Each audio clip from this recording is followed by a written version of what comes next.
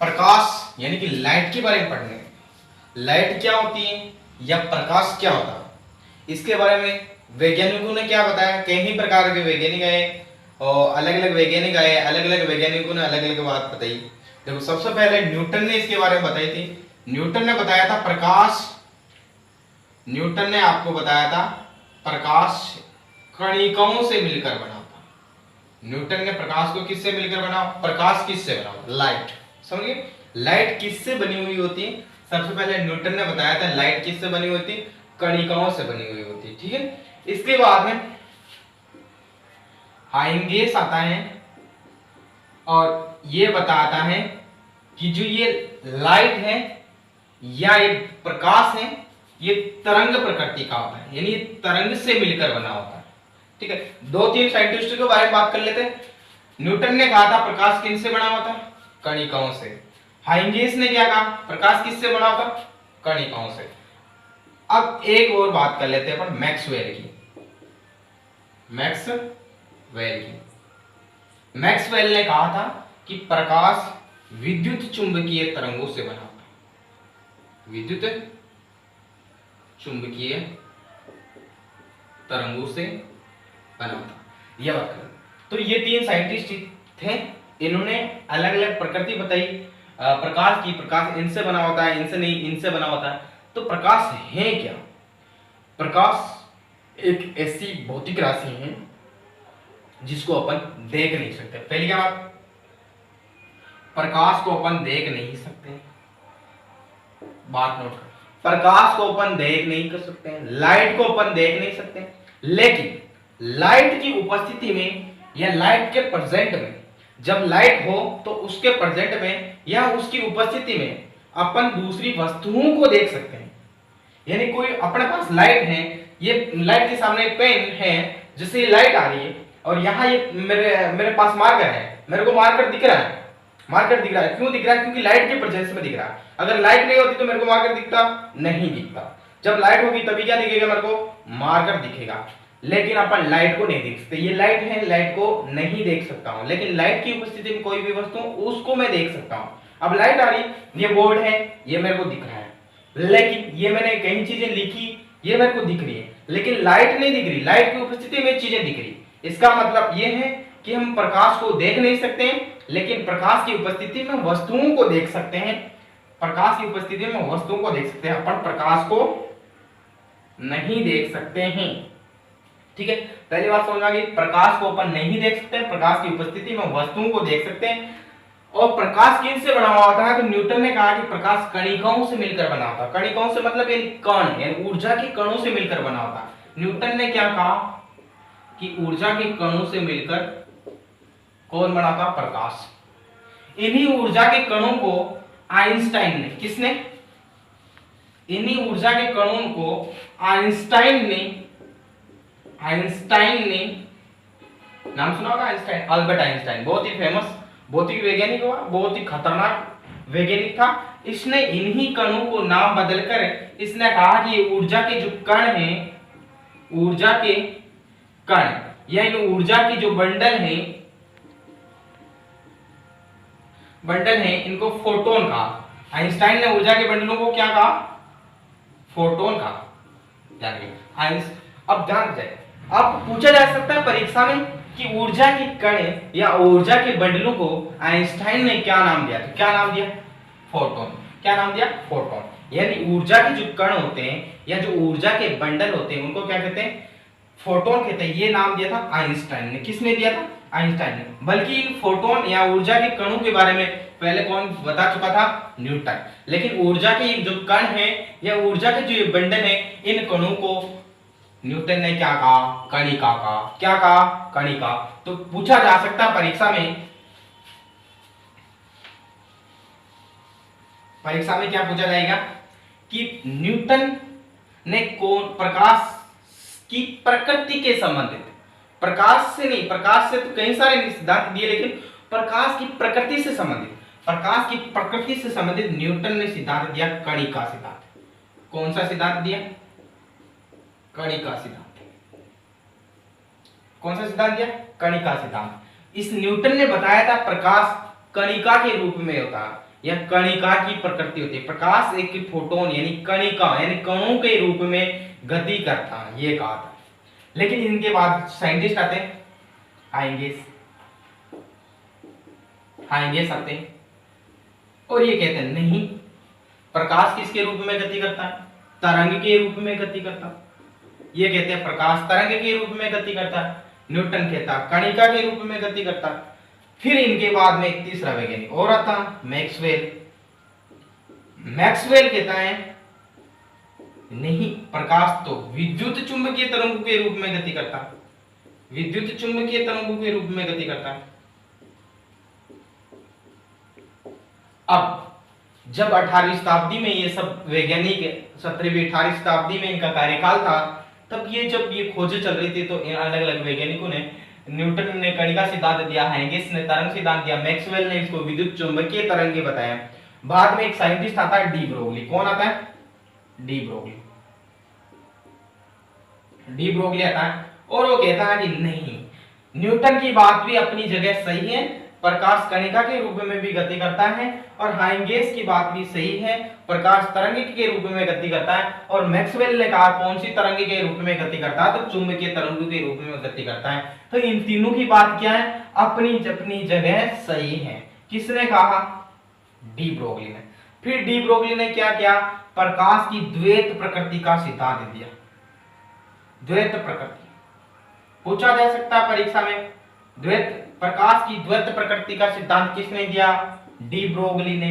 De Broglie ने कहा कि प्रकाश की दोनों प्रकृतियां होती है। कौन कौन सी प्रकृतियां?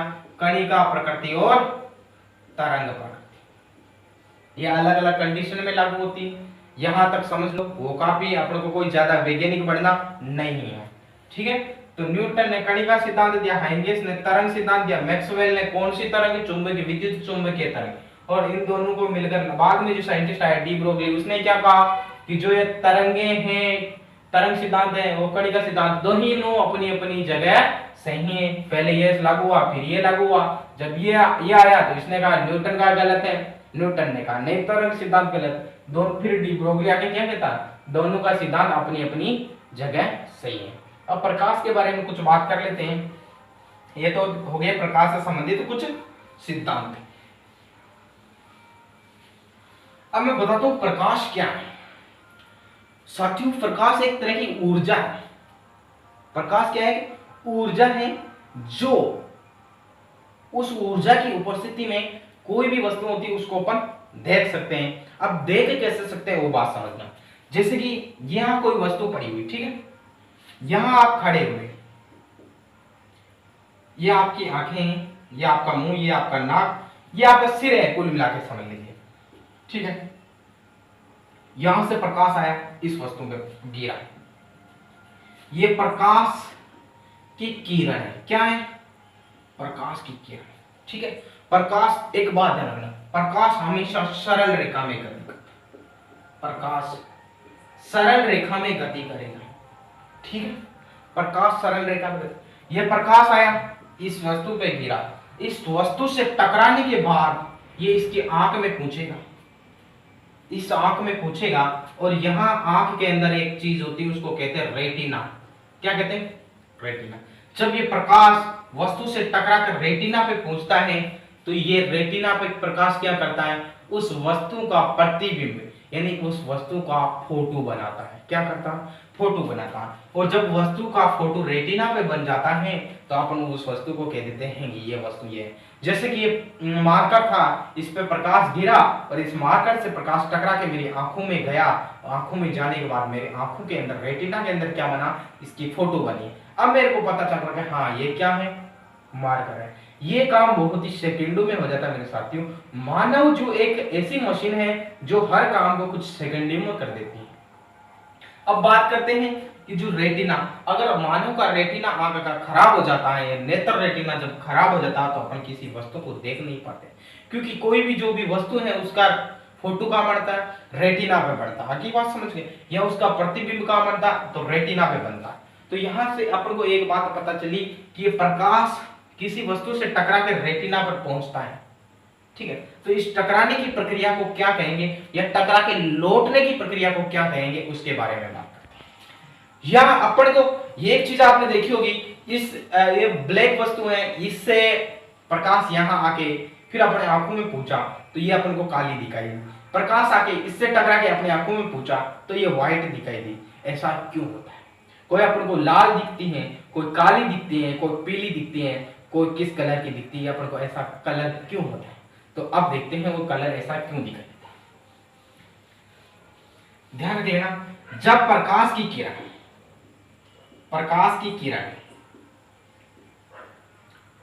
किरण जिस वस्तु से टकराती है उस वस्तु का कलर क्या है। देखो, जैसे कोई मान लेते पीले रंग की कोई वस्तु है, ठीक है, कोई भी कलर हो सकता है। प्रकाश यदि उस वस्तु से टकराएगा और उस वस्तु से लौटकर अपनी आंख में पहुंचेगा या आंख के रेटिना तक पहुंचेगा,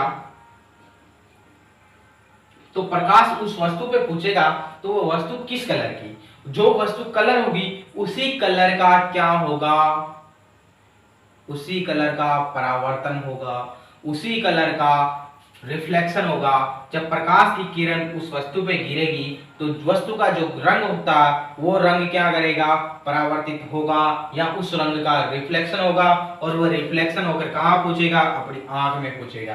फिर अपने आंख में उसका फोटो बनेगा कि ये वस्तु इस रंग की, ठीक है। अब एक चीज और याद रखने की बात है, यह समझना कि वस्तु किस कलर की क्यों दिखाई देती है। यदि प्रकाश किसी वस्तु पर गिरता है और सारा प्रकाश उस वस्तु से द्वारा वापस रिफ्लेक्टेड कर दिया जाता है या परावर्तित कर दिया जाता है। परावर्तित का मतलब होता है, परावर्तन का मतलब होता है कि जितना प्रकाश जा रहा है उतना ही प्रकाश वापस लौट रहा है। तो वह वस्तु, जब किसी भी वस्तु पर प्रकाश जितना जाएगा उतना ही वापस लौट जाएगा, वह वस्तु अपन को दिखाई देगी सफेद। वह वस्तु कैसी दिखाई देगी, सफेद। ध्यान रखना, यदि किसी वस्तु पर, परीक्षा में सवाल पूछा जा सकता है, यदि किसी वस्तु पर प्रकाश जब किसी वस्तु पर गिरता है वापस उतनी ही मात्रा में प्रकाश वापस परावर्तन हो जाता है प्रकाश का, तो वह वस्तु किस रंग की दिखाई देगी, कौन से रंग की दिखाई देगी, सफेद। लेकिन प्रकाश की ज्यादा से ज्यादा मात्रा किसी वस्तु पर गिरती है और वो वहां अवशोषित हो जाती है या उस वस्तु द्वारा ग्रहण कर ली जाती है, तो वह वस्तु अपन को दिखाई देगी काली। कैसी दिखाई देगी, काली। ठीक है, बात यहां तक समझ में आ गई। अब देखो, अब बात यहां आती कि प्रकाश के कुछ सिद्धांत है क्या। बिल्कुल कुछ सिद्धांत है, प्रकाश के सिद्धांत है। अब जो टकराने के सिद्धांत है, टकरा कर वापस लौट रही, इसे से संबंधित कर लेते हैं। अपन परावर्तित कर रहे हैं, ये समझ लेते हैं। तो पहला अपन सिद्धांत पढ़ लेते हैं, प्रकाश का परावर्तन का नियम। पहला नियम पढ़ लेते हैं, प्रकाश का परावर्तन का नियम।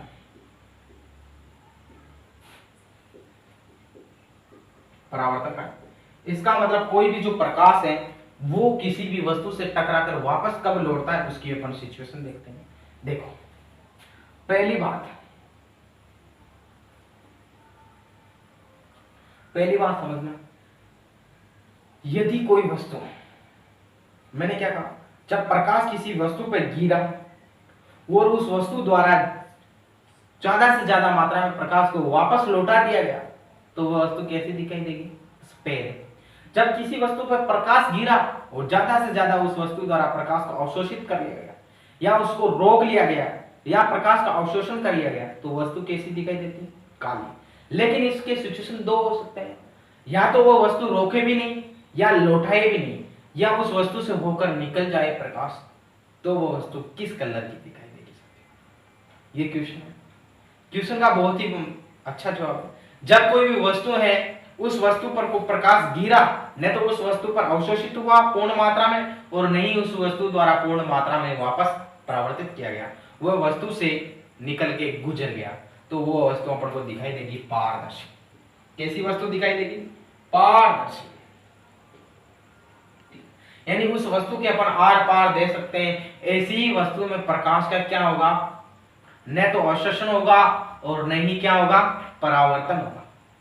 ठीक है, आगे अब परावर्तन के नियम की बात करें, परावर्तन में वापस लौट जाता है प्रकाश, क्या हो जाता है, लौट जाता है।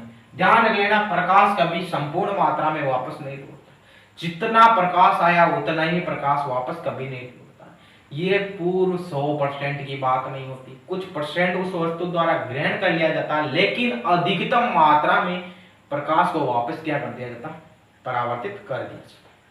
तो ये देखो, एक मान लेते हैं परावर्तित जब ही होगा प्रकाश जब वस्तु अपारदर्शी, क्योंकि पारदर्शी होगी तो प्रकाश क्या होगा, उससे गुजर के निकल जाएगा। लेकिन यदि वस्तु अपने पास अपारदर्शी है तो अपारदर्शी होगी तो प्रकाश क्या होगा, टकरा कर वापस लौटेगा। बिल्कुल सही बात। तो अपारदर्शी माध्यम में क्या होगा, प्रकाश टकरा के लौटता है। तो मैं मान लेता हूं ये अपने पास एक अपारदर्शी माध्यम है। ये कैसा माध्यम है, अपारदर्शी, ये अपारदर्शी माध्यम। अब देखो, यहां से कोई प्रकाश की किरण आई और यहां से वापस लौट गई। ये किरण आई प्रकाश की, ये वापस लौट गई, ठीक है। यहां पे मैं एक लंब डाल लेता हूं, परावर्तित किरण। समझ में आ गया, इसको कहा जाता है आपतित किरण, लौटने वाली किरण को कहा जाता है परावर्तित किरण। और जहां ये दोनों किरण टकरा के वापस लौटते हैं उस बिंदु पर एक 90 डिग्री का अभिलंब डाला जाता लंब, उसको कहते हैं अभिलंब, ठीक है। तो इस अभिलंब के साथ ये आपतित किरण कोण बनाती है, उसको आई से लिखते हैं। किससे लिखते हैं, आई से। और अभिलंब के साथ जो परावर्तित किरण है वो कोण बनाती है, उसको लिखते हैं आर से। उसको किससे लिखते हैं, आर से। इस आई वाले कोण को मतलब आपतित किरण द्वारा बनाया गया कोण अभिलंब के साथ, उसको आपतन कोण कहते हैं। क्या कहते हैं, आपतन कोण, उसको आपतन कोण कहते हैं। और जो परावर्तित किरण द्वारा अभिलंब के साथ जो कोण बनाया जाता है उसको कहते हैं परावर्तन कोण। क्या कहा जाता है, परावर्तन कोण। बात समझ में आई कि नहीं? परावर्तित किरण द्वारा अभिलंब के साथ जो कोण बनाया जाता है आर, उसको कहा जाता है परावर्तन कोण। और जो इसके साथ बनाया जाता है आपतित किरण और अभिलंब के साथ जो कोण बनाया जाता है उसको कहा जाता है आपतन कोण। अब कुछ नियम हो गए इससे। क्या नियम होते हैं देखिए। पहला नियम होता है प्रकाश के परावर्तन का नियम, कि ये जो आपतन कोण है और जो परावर्तन कोण दोनों बराबर होते हैं। आपतन कोण और परावर्तन कोण का प्रकाश के परावर्तन के नियम के अनुसार आपतन कोण और परावर्तन कोण क्या होते हैं, आपस में बराबर होते हैं। दूसरी बात है, आपतित किरण, अभिलंब और परावर्तित किरण समतल पर, या इसको समतल भी कह सकते हो आप, इसको समतल भी कह सकते हो या परावर्तक तल भी कह सकते हो, क्योंकि यहां परावर्तन तल भी कहते हैं। तो आपतित किरण, अभिलंब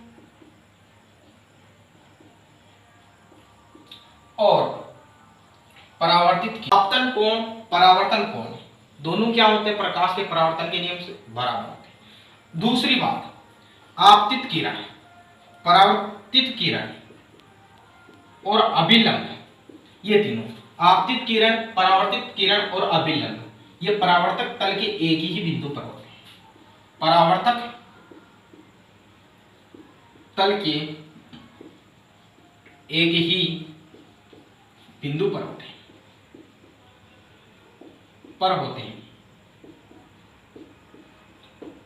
ठीक है। आगे ये दो नियम होते हैं, तुम्हारी किताबों के अंदर यही मिलते हैं सामान्यतः। आप एक तो आपतन कोण और परावर्तन कोण बराबर होते हैं, दूसरा आपकी किताबों के अंदर मिलता है आपतित किरण और परावर्तित किरण और अभिलंब अब परावर्तक तल के एक ही बिंदु पर स्थित होते हैं। लेकिन एक और नियम मैं आपको बताता हूं कि जो आपतित किरण की आवृत्ति, आपतित किरण की आवृत्ति और परावर्तित किरण की आवृत्ति भी बराबर होती है। आपतित किरण की